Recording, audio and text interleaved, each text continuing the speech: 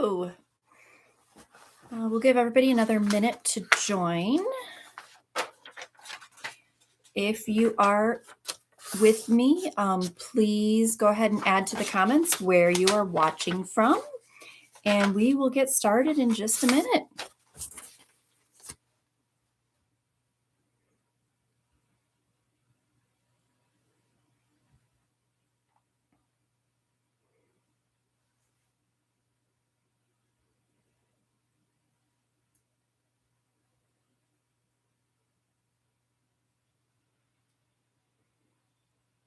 I've got Jason here from CUNA.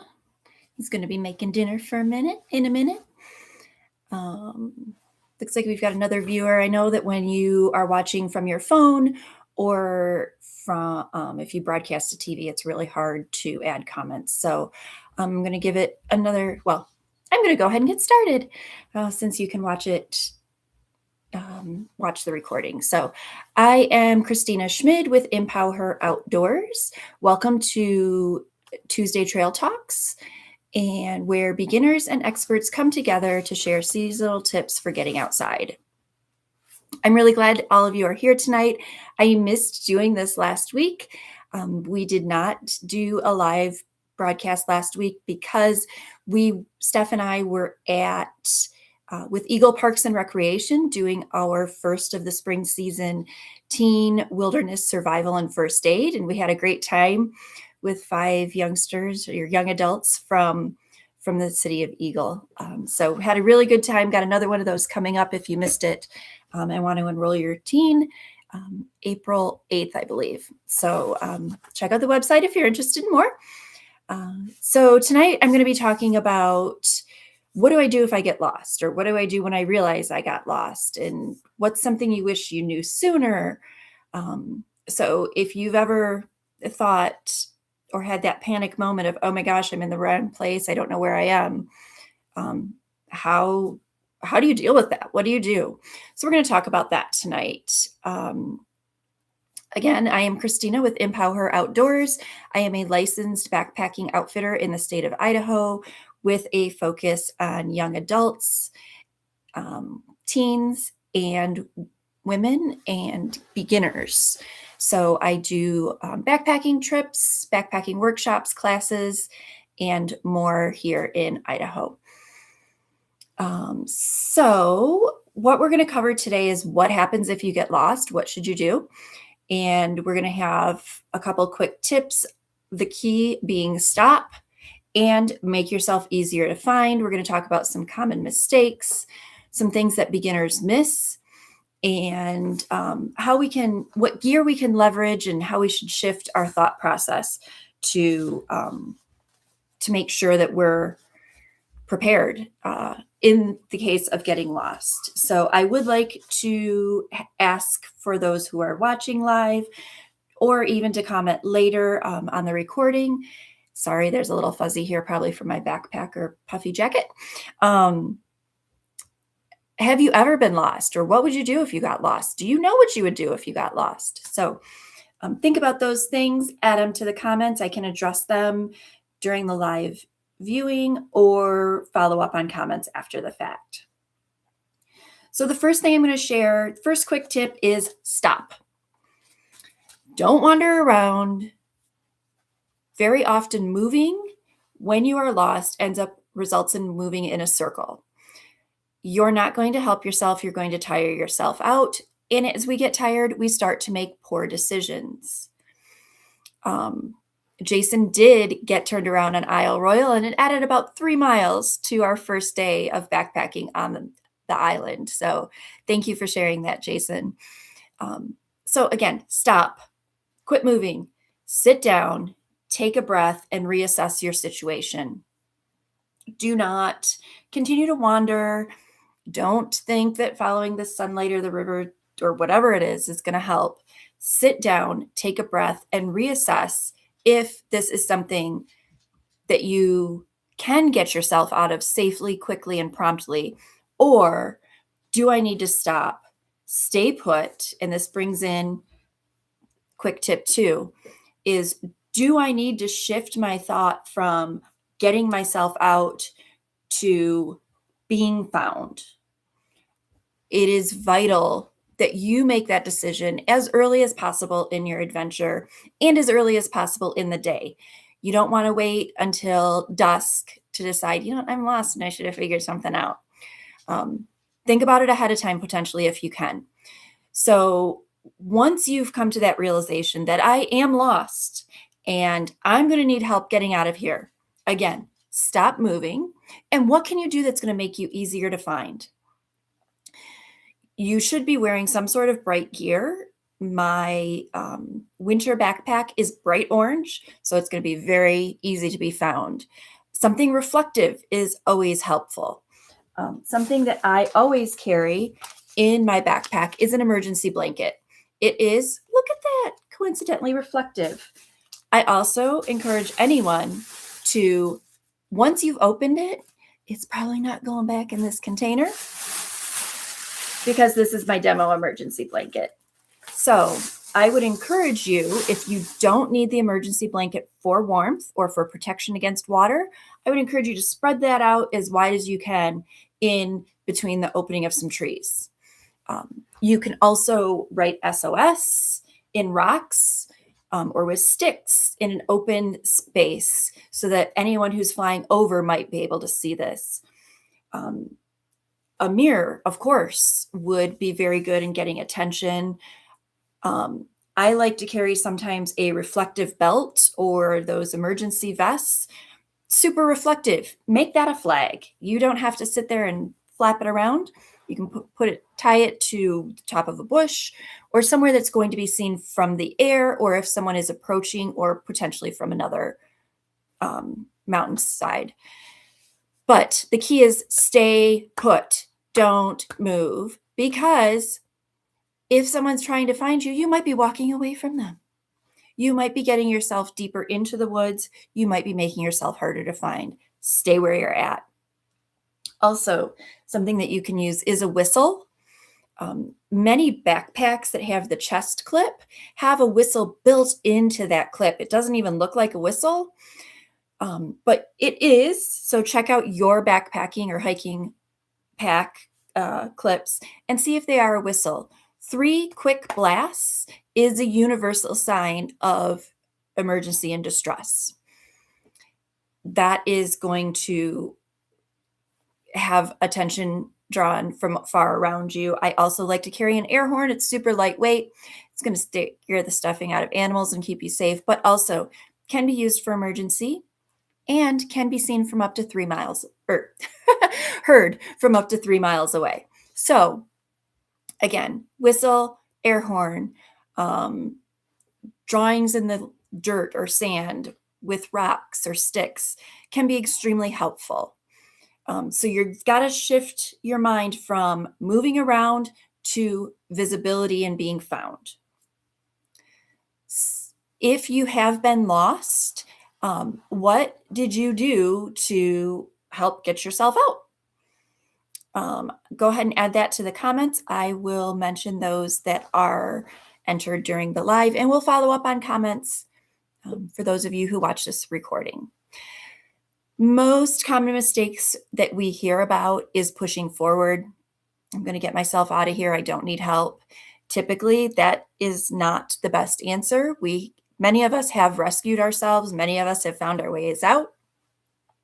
But please, if you know you're lost and you know you need help, stop moving around, get yourself comfortable, shift your mind to, oh, I need to get out of here, to, I need to make myself as comfortable as possible here, as I can, until someone gets me help.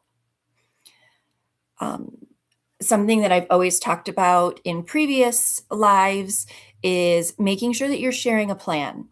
So again, common mistake is not telling anybody where you're going, not telling anybody your backup plan, or making a last minute decision to go somewhere else. It is best to let someone know where you're going and when you expect to be back and when to call for help. One of the things that I include in my Garmin that I'll talk about in a minute here, it's a satellite communicator. I can pre-program messages. I have pre-programmed messages that say, we are hiking on the Rainbow Trail. This is in the say McCall Ranger District. This is their phone number. Please tell them we are lost and need help. Or we need emergency help. You can put the same message in multiple times. Again, we'll talk about that in a minute. So again, sharing the plan. And just because you've shared your plan, make sure that someone really knows where that is. Something common here in the Boise area is we're going to the Owahis. Well, is that in the Oregon side or the Idaho side? Is that by Wilson Creek or Sucker Creek? They're huge areas. So the more information you can provide someone on your plan, the more likely you are to get help and the easier it's going to be to get help. The other thing that I cannot stress enough is too many people rely on their phones. And I know that many phones now have the ability to connect to satellites and communicate. If I am in an emergency, if I am especially life-threatening emergency, if I am lost, I don't want to count on, connecting my phone to a satellite before I can communicate with someone. Also, it's probably going to be dead. That would be my luck. It's going to be dead. Also, if you're relying on your phone, solely your phone for maps, that may not be a great plan either. So keep in mind that our phones are fantastic resources and they are great aids, but they should not be your only source of directions and ability to communicate and find your way out. So one of the things that Jason mentioned is when he was lost on Isle Royal, we stopped, actually pulled out our paper map, used the compass to figure out where we are and where we were supposed to be. And is it better to backtrack and move forward, or should we finish this loop that we didn't need to make? Again, not relying on that phone and using paper and an old-fashioned compass can be very helpful. What some beginners miss is paying attention to landmarks and having an awareness for landmarks. Watch for consistent things that you see along the trail. Take a break for a second and pause and see what's around you every so often. Is there a certain kind of tree? Does there happen to be trees marked with the ribbons or the flags? Is there something that's distinguishing the trail that you're on or the area that you're in that may be different from somewhere else? Pay attention to those types of things. Maybe there's a certain tree or rock that is unique that you can use as a marker to indicate where you're going. And remembering, oh, I do think I passed that on the way. Something hugely important is having an awareness of time. And in the summer, we're blessed with many, many, many more hours of sunlight than we are in the winter. Let's not forget, come fall, how quickly it gets dark out at night. And at those time changes, it is amazing how quickly it can get dark.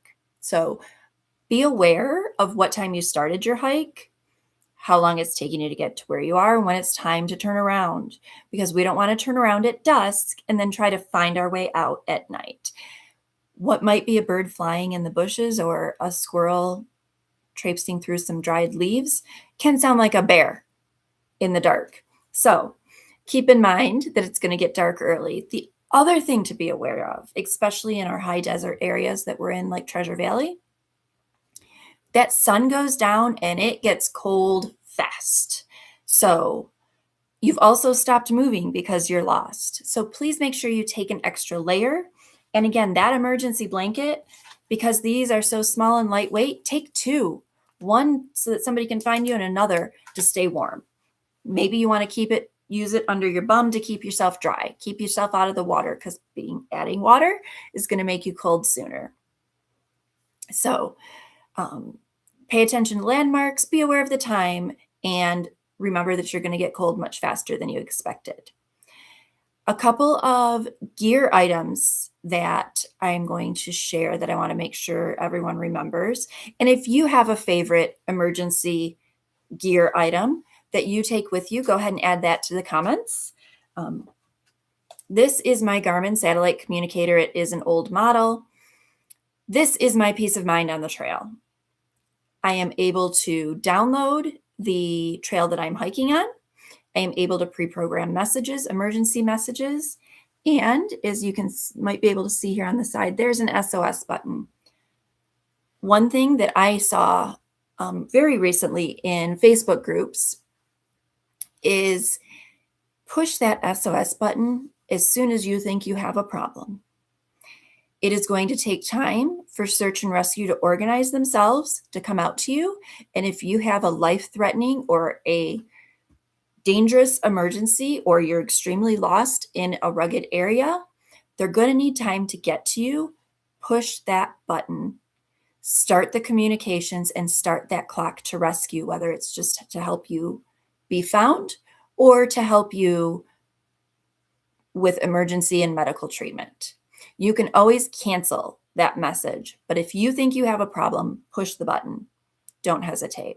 It's going to get help to you faster. Jason mentioned that he always has a headlamp in his backpack. That is something I'm not going to rely on my phone for my flashlight if I am lost in the backcountry. So I always have a backpack. It's super light and easy to take. We should be checking the batteries every time we go out. Not everybody does, but it's something to keep in mind that you can and should do. Keep it handy. Again, that emergency layer that I mentioned, as well as a whistle and some sort of offline navigation. These satellite communicators have a great battery, lasts several days. I think this one lasts about 3 days right now. My phone sometimes lasts 3 hours, it feels like. So in addition, depending on where you're going, you may want to take the compass and a paper map with you or have some sort of backup map. Bright items, again, as I mentioned, these are super light, can be used for a lot of things and reflective. Maybe it's simply your backpack and maybe you've got a bright yellow backpack. Fantastic. Making that visible from an overhead is incredibly helpful. I have mentioned the comments as we have read through. If you are watching this when it's not live, please add your comments to the video and I will comment back. And I am always open to learn new ideas and see what viewers have to share. So keep in mind that our talks on our Tuesday trail talks are to encourage people to get outside safely, be responsible recreators, and utilizing EmpowHer to help support that mission. So keep in mind, if you think you're lost, stop moving around. Do not continue on your adventure. Make yourself easier to find. Shift from trying to find your way out to be found. Keep in mind some of those common mistakes we talked about. Don't continue to push forward. Share your plan with somebody. Communication is great. And don't rely solely on your phone for communication and getting in and out. Pay attention to where you are and remember to take those resources for in case of an emergency. Some of this and more will be talked about on April 11th with Eagle Parks and Rec when we do our women's beginner backpacking workshop. We will talk from planning to emergency planning to eating to setting up tents to packing your backpack. We cover all aspects of the backpacking adventure during this 6-hour workshop on April 11th. You can register for that through Eagle Parks and Rec. And please join us at Boise Off-Road and Outdoor Expo. We will have a space there. And please join us next Tuesday for our trail talk about solo versus group hikes and events. Pros and cons to both. And please follow EmpowHer Outdoors on YouTube, Instagram, or Facebook, whatever your preferred social media is. And thank you for spending part of your Tuesday with me and EmpowHer Outdoors. See you next week as we debate solo and group trips. And remember, you don't have to be fearless. You just have to be prepared. Thank you and have a great evening. We'll chat next week.